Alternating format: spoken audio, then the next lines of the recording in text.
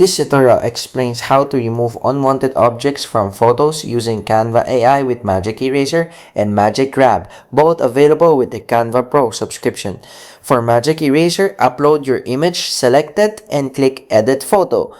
In the Magic Studio section, choose Magic Eraser, adjust the brush size, and paint over the object, person, or shadow you want to remove. Click Erase, and Canvas AI will fill the area using the surrounding background. If necessary, repeat the process to clean up any remaining imperfections.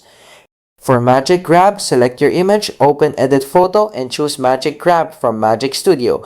Canva will automatically detect separate objects or people in the image. Simply select the object you want to remove and press Delete, allowing Canva to automatically recreate the background. Finally, review the edited image at both normal and zoomed-in views to ensure the removed area blends naturally with the surrounding lighting, colors, and textures.